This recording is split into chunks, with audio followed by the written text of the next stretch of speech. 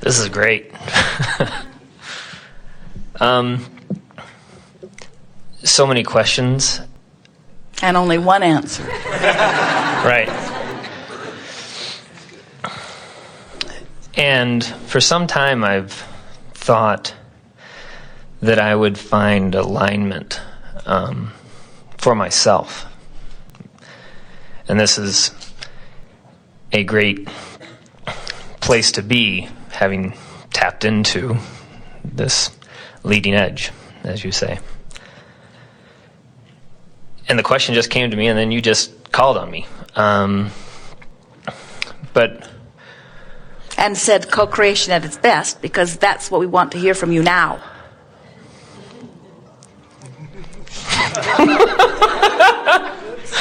Okay. Well, it fits right in, don't you think? Okay. The question that came to me is that when I look out at this world, there's so much self-interest, but it doesn't seem to be very aligned, at least as I look at things. And just the example that I would give in the question that I have basically is, wealth allows people to shove people around in spite of how the other person feels. In fact, those that control those resources are able to kind of deny their own feelings. Go back to that. Wealth allows people to shove others around, for example. Tell them what to do, not take them into consideration, their feelings, their circumstances.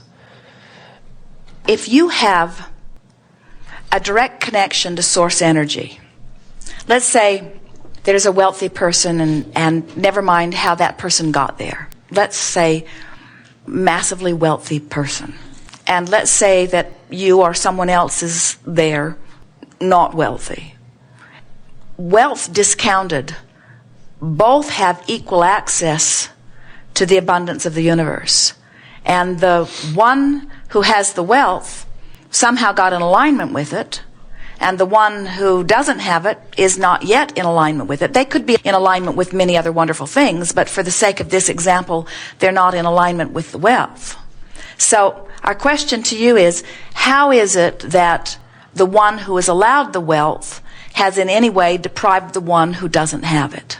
It seems to be that's what we're taught, that it is competition, it is scarcity, that there are only so many resources, and for one to win, another must lose. So what happens? So as this one who wants wealth and doesn't have it looks at this one who has wealth and pushes against this one, condemns him, doesn't like him, gathers statistics, looks at negative aspects. Now this one holds himself in vibrational discord with wealth and blames the one who has it for his lack of it. Right. Even though this one who has wealth is in no way depriving the other.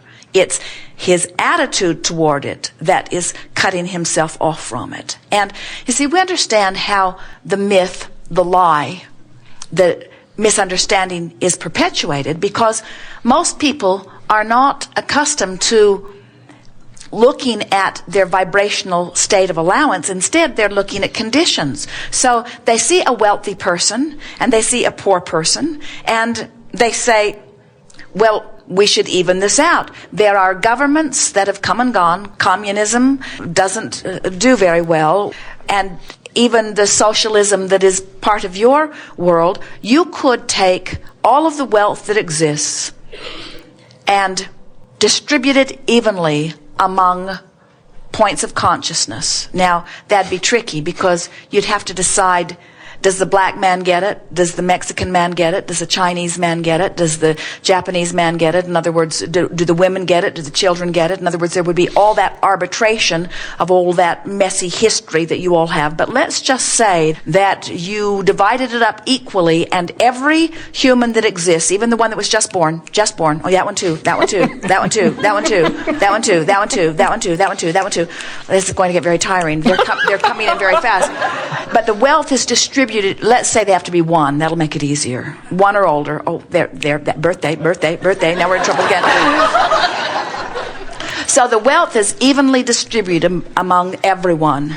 It would not take 20 years before it would have redistributed back into pockets again where there is poverty and wealth, because it is accumulating to the attitude, to the vibrational countenance, and to nothing else. Well, a person who has wealth and expects wealth and gets wealth. In other words, it's sort of nice to be born into it, because you begin picking it up early on, and so you're more likely, unless those around you have condemned you for it, and then you might push against the idea of wealth because you don't want to be hated by your friends, and you might deprive yourself from it. So the attitude of the wealthy is their own business in spite of the just results as the attitude of the impoverished is their own business. And both are getting exactly what they feel. And the injustice for those like you who are looking in on it feels like, well, that person should give more to that person. But what that person has discovered is that giving something to someone that they are not a vibrational match to, it doesn't stick. In other words, you will hear them say it's like putting it down a rat hole, because it does not change their life experience. Because haven't you noticed, even with the welfare system in your nation, that the more you give, the more they think you should give, and the less appreciative they are of what they have received, and the more disempowered they become? In other words, it is a cycle that is not working. Your taxes get higher as you pay for things that others would like to do for themselves. Anytime you give to someone something that they have not naturally attracted, you say to them with a very loud message, I do this for you because I see you cannot do it for yourself. So the beating of the drum of disempowerment continues, you see. So then what is the role of parenting in children where they come in dependent? What role do you play in that child's life so the family isn't a welfare system? You watch for evidence of their own ability to attract, and you compliment them every time you see them receive something that they wanted. And you do not talk about the things that are not going so well. And little by little, you watch for opportunities to say to them, I am one of the vortexes, especially in your early years, through which your well-being flows. But you do not need me as a vortex, because you have your own vortex, and you are worthy, and well-being should always flow to you. And I, as your parent, anticipate that wonderful things will always flow to you. Watch for evidence of them. And whenever it looks like they're not flowing to you and that they are flowing to someone else, try if you can to get a sense of the attitude of the one that they are flowing to, and try to duplicate that attitude. In other words, try to become expectant of the things that you want to flow into your experience. And resources are unlimited? Resources are, in spite of what society, not only unlimited, they are increasing proportionate to the desire that is exuding. And that is the imbalance that you are on some level feeling, because billions of people are launching rockets of desire and source energy is answering, but not all of the billions are in the place of allowing. And so those who have figured out how to get into the receiving mode are receiving perhaps an inordinate amount. In other words, no one can receive something that someone else deserves, but we can see how it would look unfair. Haven't you ever met someone who says, things just go my way? Things always go my way. I'm just the luckiest person. I don't know. It's always been this way for me. And every time I turn around, good things happen. And if you're not in that place, you just want to kill them. It just doesn't seem right. Well, how about sending a little luck my way, you say, begrudgingly, amplifying the vibration that is keeping your luck away from you. I hate you for the luck that is coming to you. It's rotten that you get all of those wonderful things. It stinks that you get them. You drive down the street, you see the car that you've been dreaming for, and there's a teenager driving it. And you say, his father bought that car for him, and he is not deserving like me. And we say, apparently it's the other way around. He's got the car. Right. You cannot receive vibrationally something that you are not a vibrational match to. And so you want to bless those that are finding abundance. And in your blessing of them and their abundance, you will become abundant too. But in your cursing of their abundance, you hold yourself apart from it. It is a law. It is a powerful law. So all of this transcends the politics, and you wouldn't have a political persuasion then, as we have wars, fights over some of these issues, but at a totally different consciousness every level. bit of it is about economics. Every bit of it, without exception. Everything about religion is about economics. Everything about politics is about economics. And everything about economics is personal satisfaction. Everyone is personally motivated to do the best that they can possibly do for themselves. It is the way the entire universe is established. And think about the perfection of it. If every point of consciousness, whether it's a one-celled amoeba or whether it's a genius human, every point of consciousness is having an experience, whether from your perspective you understand it or not, every point of consciousness is having a comparative experience. And in the comparative experience, whether it can speak words or not, it is noting preference. Preferences are being born, and each preference that is being uttered or vibrationally sent is answered by source. So everything is expanding, everything is increasing, everything is improving, everything is evolving. There is no competition. The only variance that ever happens is in the individual consciousness.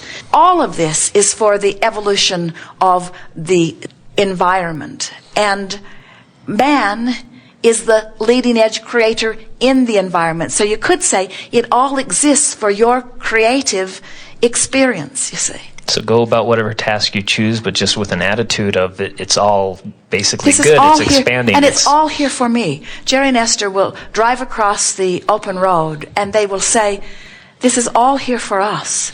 This road is here for us. This air is here for us. These stars are here for us. This moon is here for us. This earth is here for us. Each other is here for us. This is all here for us. How blessed be we. How perfect is it that all of this evolution has culminated to this point in time, and here we stand, these perfectly worthy beings, capable of receiving as much as we will allow and practicing in every moment to let as much good stuff in as we can, you see.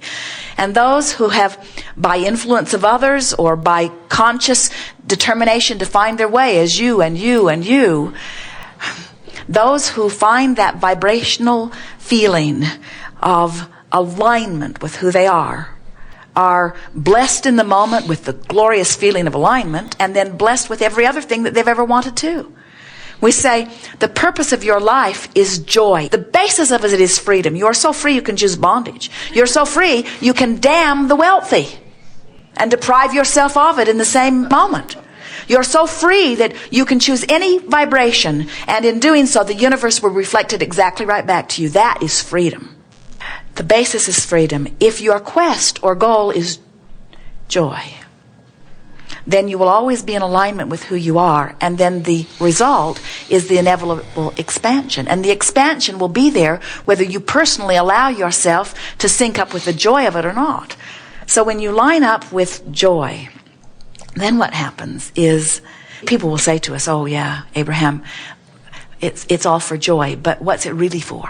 And we'll say, for joy. And they say, okay, for joy, but really, why are we here? What is the purpose of our existence? And we say, for joy, for this joyful moment, for the opportunity to radiate who you are, to explore, to feel interested, to feel excited, to feel adventure, to feel expansion, to feel love, to feel appreciation, to feel joy. Yeah, but Abraham, really, why are we here? It's hard to get your thoughts around that, because so many others who have selfishly needed you to be some way for them to feel better said, you need to deprive yourself of feeling good so that I can feel good. And that's why you're mad at the wealthy. That's what you're assigning to them. What you're angry about is that there are so many others who have seemingly demanded of others for their own joy. And we say, you got to stand up to the monster in your dream. You got to stand up to the monster in your closet. You got to stand up to all of that and say, wait a minute, I count. I get to decide. I get to feel good. I matter here. I am worthy. Good things are supposed to come to me too, not just to you. But until you come to that, then you're going to be slinking off in the corner and mad at the others who it's coming to. And the only reason it's coming to them is because they've figured out that it should come to them. And until you figure out that it should come to you, you're not going to be able to pass enough laws or get enough legislature or distribute the wealth enough or the health enough or whatever it is enough. You've got to decide, I'm worthy, and mean it. And when you know that, then watch the floodgates open.